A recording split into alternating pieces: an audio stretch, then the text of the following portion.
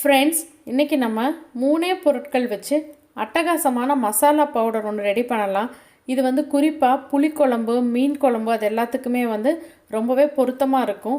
இது கூட வந்து கொஞ்சமாக சின்ன வெங்காயமும் இந்த மசாலா பவுடர் ஒரு 4 டேபிள் ஸ்பூனும் வச்சு அரைச்சாலே பல விதமான கிரேவி வந்து நம்ம பண்ணலாம்.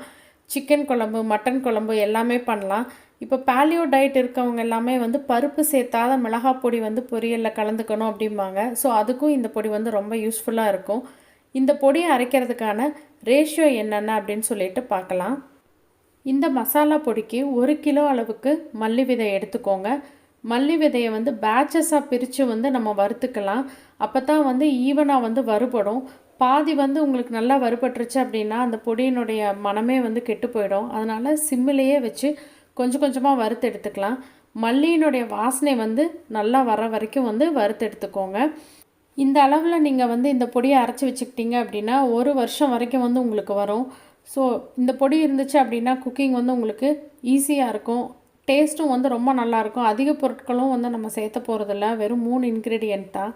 நான் இந்த பொடியை வச்சு தான் ஏற்கனவே வந்து மீன் குழம்பு எப்படி பண்ணுறதுன்னு அப்டேட் பண்ணியிருக்கேன். இப்போ 1 கிலோ அளவு மல்லியை வந்து நம்ம வறுத்து வச்சாச்சு. அடுத்து இதுக்கு தேவையான அளவுக்கு கருவேப்பிலையை வந்து வறுத்து எடுத்துக்கலாம். 1/4 கிலோ அளவுக்கு கருவேப்பிலை சேர்த்திக்கோங்க. கருவேப்பிலை வாங்கினதுக்கப்புறமா நல்ல தலைகளாக பார்த்து எடுத்துட்டு நிழல்லையே வந்து உலர வச்சு எடுத்துக்கோங்க. அதுக்கப்புறமா வந்து இளம் சூடாக இருக்கிற வானிலையில் போட்டு வந்து நம்ம வறுத்து எடுத்துக்கலாம். இதுவும் வந்து பேட்சாக பிரித்து வந்து நீங்கள் வறுத்துக்கோங்க. ஸோ 1/4 கிலோ கருவேப்பிலையும் நான் இங்கே வந்து வறுத்து வச்சுட்டேன். கருவேப்பிலை வந்து எந்த அளவுக்கு போடுறோமோ அந்த அளவுக்கு வந்து இதுக்கான இந்த பொடிக்கான மனம் வந்து ரொம்ப நல்லாயிருக்கும்.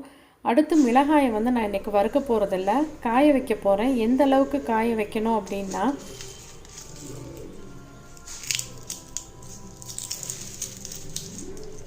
மிளகாயை வந்து நீங்கள் கையில் எடுத்து நசுக்கும் போது நல்லா நர நரன்னு கையிலேயே வந்து பொடிஞ்சு வரணும். அந்த அளவுக்கு வந்து வெயிலில் காய வச்சு எடுத்துக்கோங்க.